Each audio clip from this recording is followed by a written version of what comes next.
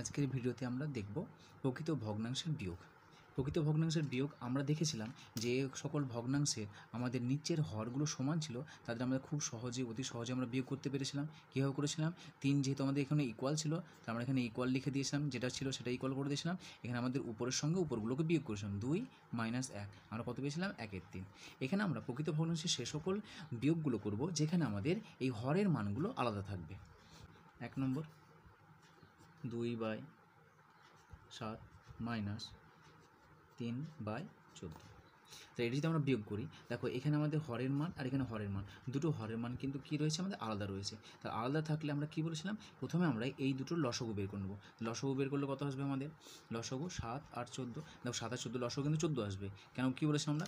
যেহেতু আমরা এমন একটা বড় সংখ্যা খুঁজবো যেই বড় সংখ্যাকে আমাদের 14 দ্বারা ভাগ যাবে, 7 দ্বারা ভাগ যাবে। অথবা আমরা লসগু সাহায্যে বের করে নেবো। কত আসবে এখানে আমাদের?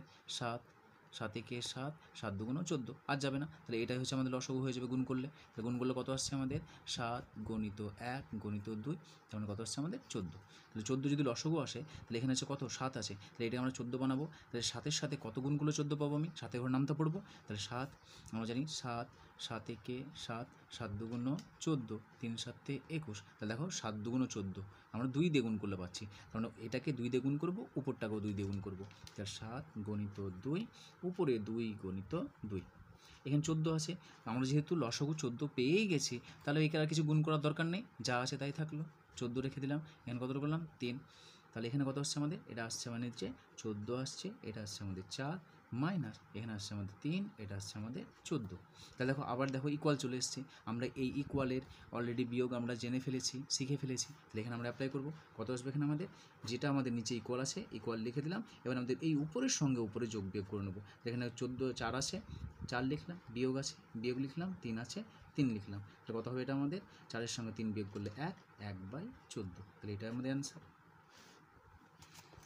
আবার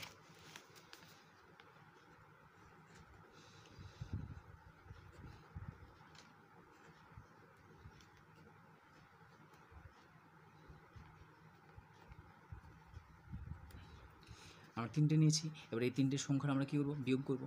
লেখেন দেখো 16 আছে, এখানে 8 আছে, এখানে 32 আছে। তার মানে এই 16, 8 আর 32-এর আমরা কী লিখবো? লসগু বের করবো। লসগু কী করে বের করবো? একইভাবে আমরা জানি 16, 8, 32। কিন্তু দেখো আমরা কী বলেছিলাম? যখন দেখবে লসগু বের করবো, লসগু বের করার সময় বড় সংখ্যাটিকে দেওয়াবো। এখানে বড় সংখ্যা কত রয়েছে? 32। তাহলে বড় সংখ্যা 32 রয়েছে। তাহলে এই 32 সংখ্যাটা দিয়ে কি এই সমস্ত সংখ্যাগুলোকে ভাগ যায়? দেখো 16 দিয়েও ভাগ যাবে, 16 দুগুণ 32, 8 দিয়েও ভাগ যাবে, 4 8 32। তাহলে এই 32টা হয়ে যাবে আমাদের কি? লসগু। অথবা আমরা লসগু পদ্ধতির সাহায্যে বের করবো। কত আসবে এখানে আমাদের? 2 দিয়ে দেবো। 2, 8 দুগুণ 16, 4 দুগুণ 8, 16 দুগুণ 32। আবার যাবে আমাদের 2 দিয়ে যাচ্ছে, 2, 4 দুগুণ 8, 2 দুগুণ 4, 8 দুগুণ 16। আবার যাচ্ছে আমাদের 2 দিয়ে যাচ্ছে, 2 একে 2 দুগুণ 4, 2 একে 2, 4 দুগুণ 8। আবার যাবে 2, 2 একে 2, 1, 2 দুগুণ 4, আর যাচ্ছে না। তাহলে এই যে সংখ্যাগুলো, এই সংখ্যাগুলো পেলাম, এই সংখ্যাগুলো গুণ করলে আমরা কি পেয়ে যাব? আমরা লসগু পেয়ে যাব। তাহলে কত পাচ্ছি আমরা লসগু? 2, 1, 2, 3, 4, 5, 5খানে 2-এর গুণফল। তাহলে 2 × 2 × 2 × 2 গণিত 1 গুণ না লিখলেও চলবে, কারণ 1 গুণ করলে তো একই আসবে, তাই না? একের সঙ্গে গুণ করলে তো কোনো সংখ্যা চেঞ্জ আসে না। ইন্টু 2। তাহলে কত আসছে আমাদের এখানে? 2 দুগুণ 4, 4 দুগুণ 8, 8 দুগুণ 16, 16 দুগুণ 32। যদি এইভাবে না বের করতে পারো তাহলে প্রথমে এটার সঙ্গে এটা গুণ করে নেবে। 2-এর সঙ্গে 2 গুণ করলে 4, তারপর গণিত 2-এর সাথে 2 গুণ করলে 4, গণিত, তারপরে 2। তারপর কত বলবো? 4-এর সঙ্গে 4 গুণ করলে 4 4-এ 16 আসে, গণিত 2 সমান হচ্ছে আমাদের কত? 32। কেউ যদি ডিরেক্ট এভাবে না গুণ করতে পারো যেটা কী করে 32 আসছে, তা তোমরা এভাবে কেটে কেটে বের করবে। ওকে, তাহলে কত পেলাম আমরা? এখানে পেলাম আমরা 32 পেলাম কি? লসগু। দেখো একটু আগে বললাম যেটা বড় সংখ্যা আছে সেই বড় সংখ্যাটাকে দেখবো ছোট সংখ্যা দ্বারা ভাগ যাচ্ছে কি যাচ্ছে না। যদি ছোট সংখ্যা দ্বারা এটাকে ভাগ যায় তাহলে এটাই আমাদের কি হয়ে যাবে? তোমার লসগু হয়ে যাবে।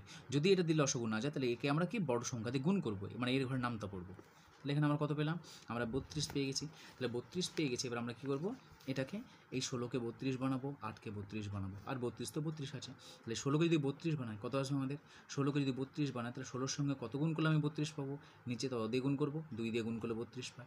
এই 2 সংখ্যাটা উপরতেও গুণ করতে হবে। 3 আছে, 3-এর সঙ্গেও গুণ করলাম 2, মাইনাস চিহ্ন দিলাম, এখানে মাইনাস ছিল মাইনাস দিলাম। 8 আছে, 8 লিখলাম, উপরে এবার 8-এর সঙ্গে কত গুণ করলে আমি 32 পাবো? আমরা জানি 8-এর ঘরের নাম তো জানি, 4 8 32, 4 দিয়ে গুণ করলাম। এই 4 সংখ্যাটা আমরা উপরের সঙ্গে গুণ করব। কত আসবে? 2 গুণিত 4 মাইনাস দিলাম। এখানে কত আছে? 32, তাহলে একে তো কিছু গুণ করার দরকার নেই, কারণ 32 হয়ে আছে অলরেডি। তাহলে 32 উপর থাকলো 5। কেন গুণ করলাম না? কারণ দেখো আমাদের কী আনতে হবে? লসাগু আনতে হবে। প্রত্যেকের নিচে আমাদের লসাগু যত পেয়েছি সেই সংখ্যাটাকে আনতে হবে। তাহলে 32-এর সাথে কিছু গুণ করার দরকার নেই, কারণ 32 অলরেডি আছে। এবার এটাকে যোগ বিয়োগ করবো আমরা, তাহলে কত হবে? 16 দুগুণ নিচে আসছে আমাদের কত? 32, উপরে 3 দুগুণ 6, এখানে মাইনাস আছে, মাইনাস দিলাম। এখানে 4 8 নিচে আসছে আমাদের 32, 32 লিখলাম। উপরে 4 দুগুণ 8, 8 লিখলাম। এখানে মাইনাস 32 আছে, 32 লিখলাম। উপরে আছে 5, 5 লিখলাম। এবার দেখো প্রত্যেকের নিচে আমাদের কি সমান চলে এসেছে, আর এই সমান যে চলে এসেছে এদের আমাদের অলরেডি আমরা শিখে ফেলেছি। তাহলে কত লিখবো এটাকে? নিচে কত আসছে আমাদের? নিচে আসবে আমাদের 32, উপরগুলো সংখ্যাগুলো কী করবো? জাস্ট যা আছে আমরা চিহ্ন তাই বসিয়ে দেবো। 6 আছে, 6 বসালাম, মাইনাস আছে, মাইনাস বসালাম। 8 আছে, 8 বসালাম, মাইনাস আছে, মাইনাস বসালাম। 5 আছে, 5 বসালাম। এবার এই সংখ্যাগুলো আমরা যোগ বিয়োগ করবো। যোগ বিয়োগ করলে কত আসছে আমাদের? এখানে করছে, এখানে দেখো 32 থাকলো, নিচে 32, উপরের সঙ্গে তার মানে একই চিহ্নের আমরা যোগ হয়, তাহলে 8-এর সাথে 5-এর যোগ হবে, যেহেতু মাইনাস মাইনাস আছে একই যোগ আছে, তাহলে 8 আর 5-এ একই চিহ্ন আছে, তাহলে 8 আর 5-এ কত হয়? 13, তাহলে 6 থাকলো মাইনাস 13।